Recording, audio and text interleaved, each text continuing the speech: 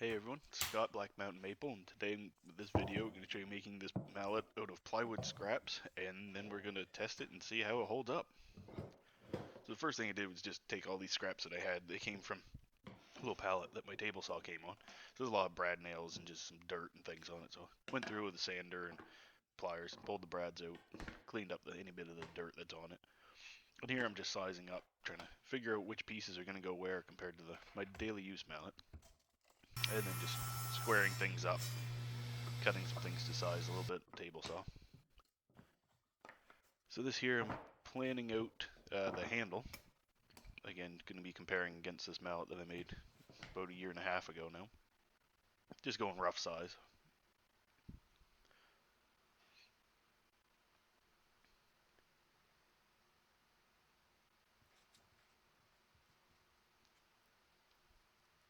One thing I underestimated was just how much glue this project was going to take, and it seems as though every video I make I hit one point where it turns out that I really need to buy a bit more.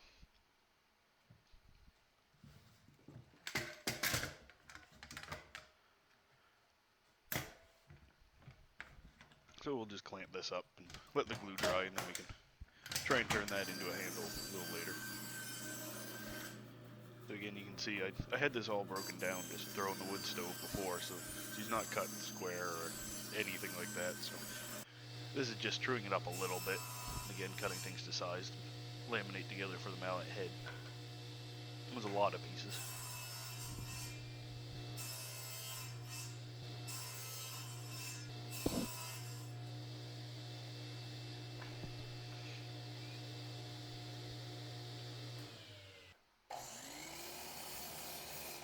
Out here, just cutting the two middle pieces of the mallet head to a 2-degree angle, so that way when I flip one over, we'll have space for the wedges to come together.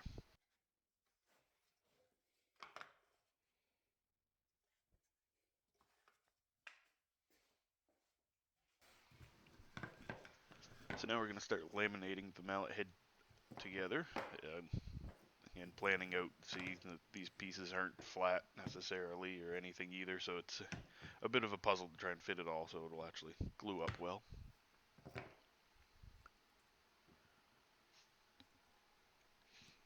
Normally if I'm making a laminated mallet head with this many pieces, I'll do it in several stages, but where this is just something to do, and decide to use a lot of brads to hold each piece or each layer into the next one.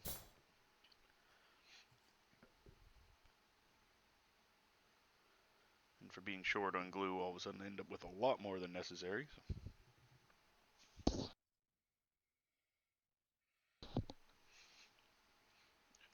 Here you'll see the excessive number of brads that I'm putting in.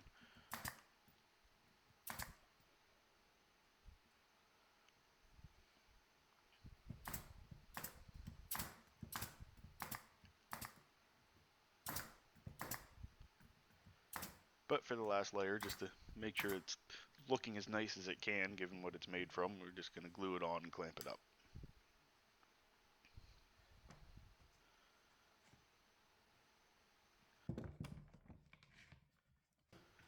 So a few days later now, we can clean up the mallet head, get the glue out of the mortise, and get it to its shape.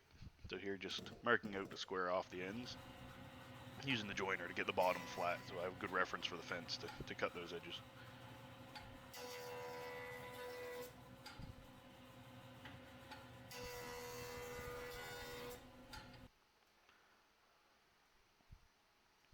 And I like to do a square cut on my mallet faces. A lot of people put a little bit of a taper or an angle on them.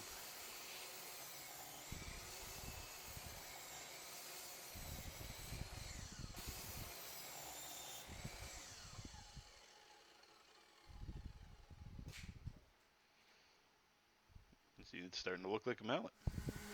A little bit of a cleanup again. I think I only did 60 grit on this, but then came in with a fairly aggressive round over, to a 1/4 inch round over all the way around.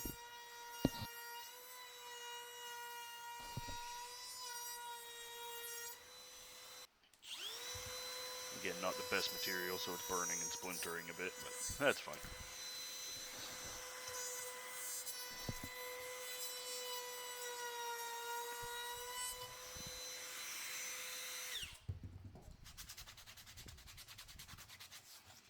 just come in and cleaned up a little bit of hand sanding. And now we can try and figure out what to do with this block that I made up for a handle.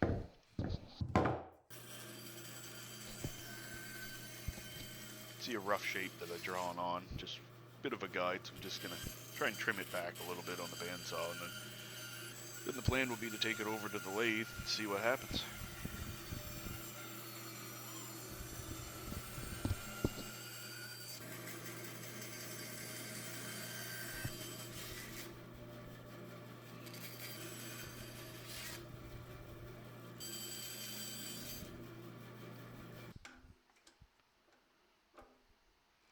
Even at this point here, when I'm mounting it into the lathe, I'm starting to think that this probably isn't going to work out as well as I would hope.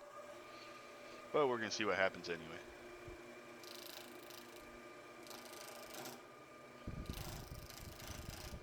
Trying to do very light passes with this gouge here, just because it does catch quite a lot. You can see it's looking pretty rough, but it's working.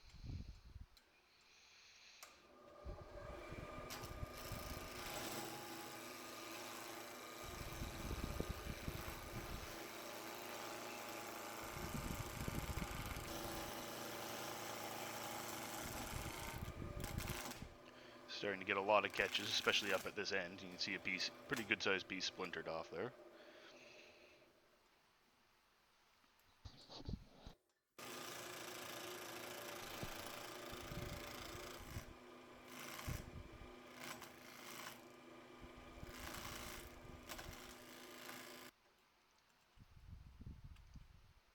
You can see it's starting to separate out actually. There are piece of the, not where the two pieces of plywood were laminated together, but just the laminations within the plywood itself.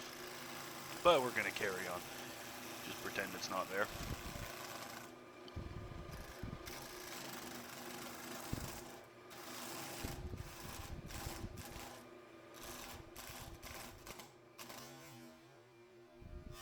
And even in that slow motion there, you can see it was probably only but one frame where that whole piece came off. Actually hit me in the chest. So make sure if you're ever using the lathe, you do wear a face shield. So we're going on to plan B now. We're just going to flatten that side on the joiner, and then bring the other side down to be even. And then just hit it with an aggressive round over, same as what a big manufacturing company would be doing for their mallets or plane handles. It's not going to be nearly as comfortable, but it'll function fine for this. So now I'm just doing a rough sketch again so I can cut it out on the bandsaw and then go around it with the round over.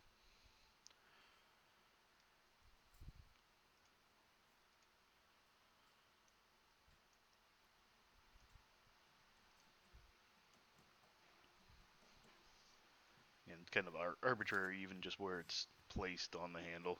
And you can see a big gap from the end of that tenon to where I've started it. I did a little bit of a dry fit and just noticed that it was a little short, so we're just going to do this so it'll extend out past the top of the mallet head.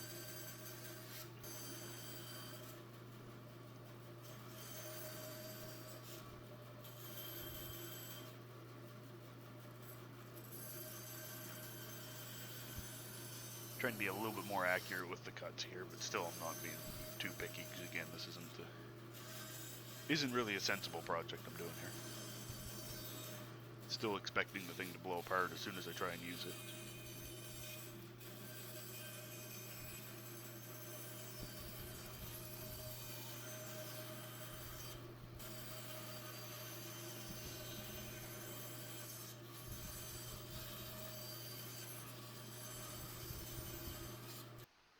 So then that piece that was starting to split off, we'll just throw a bit of super glue in there and clamp it up for a minute or two while I do a few other things. So now I think this is the 3/8 inch round over I'm using on this, just the biggest one I have that'll fit in my little trim router. I didn't want to break out the bigger router just for this. So now we'll do another dry fit. And honestly, I think this looks pretty cool. Handle's still, again, not that comfortable, but it's fine for this. Plus, make another one, I would probably still make the handle out of a piece of hardwood, maple, or something along those lines, just to be able to put it on the lathe and make it functional. And again, I'm not paying too much attention with making these cuts accurate. But I've got those 2 stop holes drilled for the where the wedges go, keep the handle from splitting more than it already has.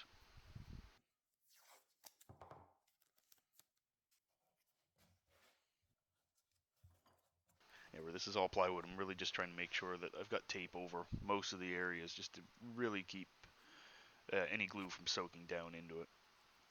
I feel like any glue that spills out through that will be pretty easily to soak right in. So now we're gonna put the wedges in. I didn't use plywood for these wedges. They're actually a piece of cherry I had laying around, just really small. Didn't think the plywood that thin would stand up to being pounded in.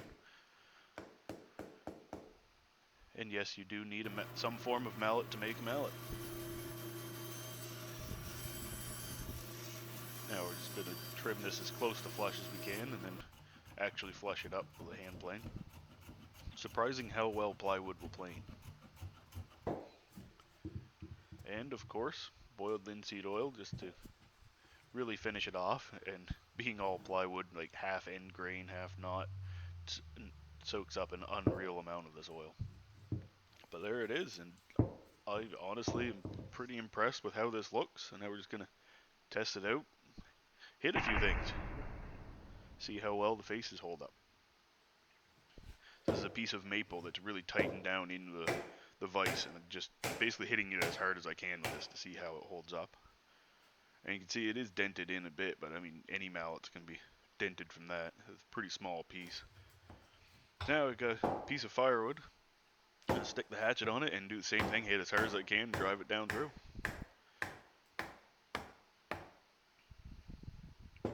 I did a few more tests very similar to this, a lot of it just with pieces of maple in the vise, just hitting them. But honestly, the mallet stood up way better than I expected, especially being as poor quality plywood as this was. I expected the pieces to just come apart, but honestly, it stood it really well. So if you like this video, want to see any other kind of strange mallets being made, or even some sensible ones or other videos, feel free to like and subscribe and comment with any other ideas that you have.